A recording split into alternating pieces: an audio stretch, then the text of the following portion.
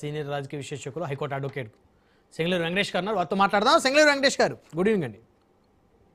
Very good evening Brahmanaidu గారు. So మీరు ఎలా చూస్తారు, ఆంధ్రప్రదేశ్ రాష్ట్రానికి చెందినటువంటి మాజీ కార్పొరేషన్ చైర్మన్, రాజకీయ పార్టీ రాష్ట్ర అధికార ప్రతినిధిని తెలంగాణ పోలీసులు అరెస్ట్ చేసి తీసుకెళ్ళటాన్ని మీరు ఏ విధంగా చూస్తున్నారు? నాకైతే ఇదేదో కొంచెం డైవర్షన్లో భాగంగా అనిపిస్తుంది బ్రహ్మనాయుడు గారు. ఈ రాష్ట్రంలో జరుగుతున్నటువంటి పలు కేసులు, పలు వ్యవహారంలో ఏదో డైవర్షన్ లాగా అనిపిస్తుంది. ఎందుకంటే వ్యాఖ్యలు చేసింది నిన్నో మొన్నో లేకపోతే ఒక నెల రోజుల క్రితమో కాదు. సుమారుగా 2 సంవత్సరాలు పైబడినటువంటి కాలం. అయితే ఇక్కడ ఒకటి మనం గమనించాలి, చట్టపరంగా దీనికి ఇంకా 8 నెలల నుంచి 9 నెలల వరకు అరెస్ట్ చేసేటువంటి లిమిటేషన్ ఉంది. చట్టాన్ని ఎక్కడా కూడా వైలేట్ చేయలేదు. ఎందుకంటే ఉన్నది ఉన్నట్టు చెప్పాలి కాబట్టి ఒక డెరోగేటరీ కామెంట్స్ చేసినప్పుడు ఒక క్రిమినల్ కేసు కట్టడానికి ఈ తరహా కేసుల్లో సుమారుగా 3 సంవత్సరాల వరకు కాల వ్యవధిని ప్రభుత్వం వినియోగించుకోవచ్చు. చాలామంది ప్రతిపక్ష పార్టీ వారు మాట్లాడినట్టుగా 2 సంవత్సరాల తర్వాత ఎందుకు చేశారు, ఎందుకు చేయాల్సి వచ్చింది, ఒకవేళ అరెస్ట్ చేయాలంటే ఖచ్చితంగా అరెస్టు చేసిన వ్యాఖ్యలు చేసిన వెంటనే అరెస్ట్ చేయాలి కదా అని చెప్పేసి ప్రతిపక్షం నుంచి వాయిస్ వస్తుంది. అట్ ద సేమ్ టైం కానీ చట్ట ప్రకారం 3 సంవత్సరాల వరకు సమయాన్ని వినియోగించుకోవచ్చు. కాబట్టి ఇప్పుడు అరెస్టు జరిగింది అని చెప్పేసి మనం చెప్పాలి. అయితే ఈ వ్యాఖ్యల యొక్క తీవ్రత, లేకపోతే ఈ వ్యాఖ్యలు చేసినటువంటి విధానం ఏదైతే ఉందో దీని యొక్క పరిభాషను కూడా మనం ఒక్కసారి వెనక్కి తిరిగి ఆలోచించాల్సినటువంటి పరిస్థితి. ఎందుకు చేశాడు? రేవంత్ రెడ్డి గారినే టార్గెట్ చేస్తూ ఈ సదరు నాగార్జున యాదవ్ గారు మాట్లాడాల్సినటువంటి అవసరం ఏముంది? ఈ రాష్ట్రంలో పొలిటీషియన్స్ లేరా? లేకపోతే ఈ రాష్ట్రంలో ఆయన మాట్లాడాలంటే చంద్రబాబు నాయుడు గారి మీద మాట్లాడారు, పవన్ కళ్యాణ్ గారి మీద మాట్లాడారు. పక్క రాష్ట్రానికి వెళ్ళి ఎందుకు మాట్లాడాల్సి వచ్చింది, లేదా పక్క రాష్ట్ర ముఖ్యమంత్రి మీద ఎందుకు మాట్లాడాల్సి వచ్చింది అని అంటే మాట్లాడటం తప్పంటారా, రైట్ అంటారా? అది చెప్పండి మీరు. ఖచ్చితంగా తప్పేనండి. తప్పే కదా, ఖండిస్తున్నారా లేదా మీరు ఒక అడ్వకేట్ గా, ఒక అనలిస్ట్ గా? ఎవరు మాట్లాడినా తప్పే, అది ఏ పార్టీ వారు మాట్లాడినా తప్పే. ఒక ముఖ్యమంత్రి స్థాయి వ్యక్తిని, సరే అతని యొక్క ఇఫ్స్ అండ్ బట్స్ మనం మాట్లాడాల్సినటువంటి పరిస్థితి కాదు. మనం రెస్పెక్ట్ ఇచ్చేది చైర్కి, రేవంత్ రెడ్డి గారికి కాదు. ముఖ్యమంత్రి స్థానంలో ఎవరు ఉన్నప్పటికీ కూడా we need to appreciate, honour the chief minister. So అతని యొక్క భవిష్యత్తు వర్తమాన కాలాల్లో అతను ఏం చేశాడు, అతనికి నిక్ నేమ్స్ పెట్టి జొమాటో డెలివరీ బాయ్ లేకపోతే మరొకటి పదే ఇటువంటి వ్యాఖ్యలు చేయడం వాస్తవంగా చెప్పాలంటే నిక్కచ్చిగా ఇది తప్పే. ముఖ్యమంత్రి స్థానంలో ఉన్నటువంటి వ్యక్తిని ఈ స్థాయిలో ఈ తరహా లాంగ్వేజ్లో మాట్లాడడం అనేది ఎవరు మాట్లాడినా తప్పే.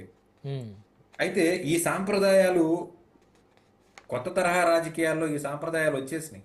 ముఖ్యమంత్రిని సైకో అని చెప్పేసి సంబోధించినటువంటి వ్యవహారాలు, అలాగే ముఖ్యమంత్రిని ఉరిశిక్ష వేయాలని చెప్పేసినటువంటి ఒక కామెంట్స్, కూడా ఎక్స్చేంజ్ ఆఫ్ వర్డ్స్ ఆంధ్రప్రదేశ్ రాష్ట్రంలో నిరంతరం జరుగుతున్నాయి. దీనికి అలవాటు పడిపోయారు ప్రజలందరూ కూడా.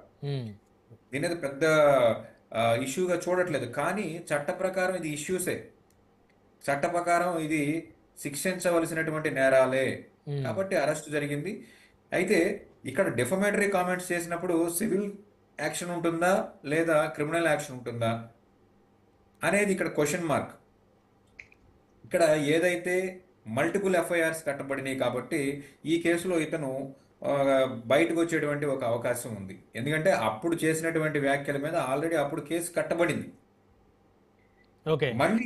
మళ్ళీ ఇప్పుడు ఎందుకు అరెస్ట్ చేశారు? నేను మొదట చెప్పినట్లు నా వ్యాఖ్యలో భాగంగా అప్పుడు నోటీస్ ఇచ్చి పంపించినటువంటి పోలీసులు ఈ రోజు ఎందుకు అరెస్ట్ చేశారు అంటే ఇది కేవలం డైవర్షన్ లో భాగము. ఈ రాష్ట్రంలో ఉన్నటువంటి సమస్యలు కానివ్వండి, ఏదైనా కానివ్వండి, ప్రతిపక్షం 2.5 సంవత్సరాలు దగ్గర పడుతున్నటువంటి ఈ క్రమంలో ప్రతిపక్షం ప్రభుత్వం మీద తాము చేసే దాడి యొక్క స్పీడ్ పెంచింది. ఇటువంటి క్రమంలో ఈ ప్రభుత్వంలో ఉన్నటువంటి అధినేతలు కానివ్వండి, లేకపోతే ఇటువంటి వ్యవహారాలు చేసేవాళ్ళు కానివ్వండి, ఈ టైంలో నాగార్జున యాదవ్ లాంటి వ్యక్తిని అరెస్ట్ చేయడం అనేది భీమవరం పర్యటన ఆపడానికా, లేకపోతే భీమవరం పర్యటన నుంచి డైవర్షన్కా అనేది ఇక్కడ మనం మాట్లాడుకోవాలి. ఒక అధికార ప్రతినిధిని అరెస్ట్ చేస్తేనే ఒక రాష్ట్ర రాజకీయ పార్టీ అధ్యక్షుడు, ఒక మాజీ సీఎం యొక్క పర్యటన ఆపేటువంటి డైవర్షన్ పాలిటిక్సా? ఏమైనా అర్థం ఉందా? ఒక ఎమ్మెల్యేని అరెస్ట్ చేస్తే అనుకోవచ్చు. పర్యటనని ఆపడం గురించి మాట్లాడలేదు బ్రహ్మనాయుడు గారు నేను. ఉమ్, పర్యటన ఆపడం గురించి కాదు. ఉమ్, ఇప్పుడు జగన్మోహన్ రెడ్డి వస్తున్నాడు అంటే ఓ 100కి 70 మంది అటువైపు కన్ను తిప్పి చూసేటువంటి పరిస్థితిలో కనీసం దాని యొక్క గ్రావిటీని ఎంతో కొంత తగ్గించేటువంటి పరిస్థితి.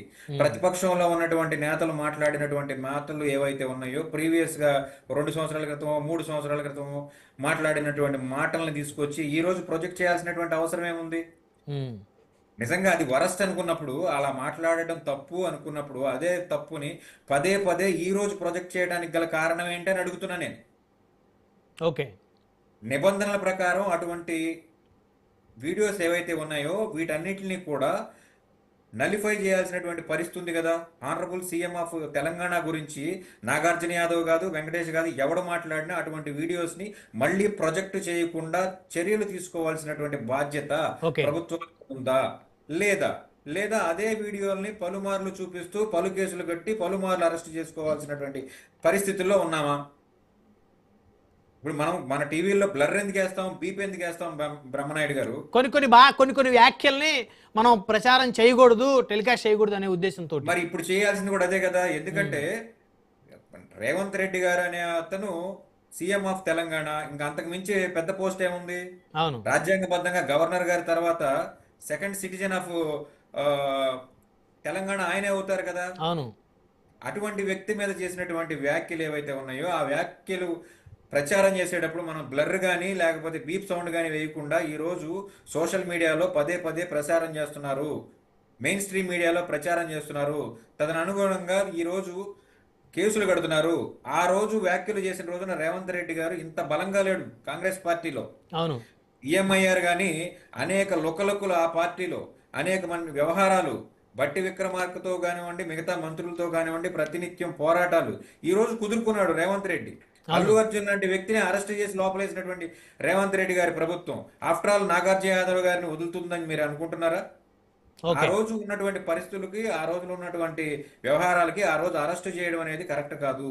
బట్ ఈ రోజు డైవర్షన్ అవసరం. అవును. కాబట్టి మాట్లాడదాం.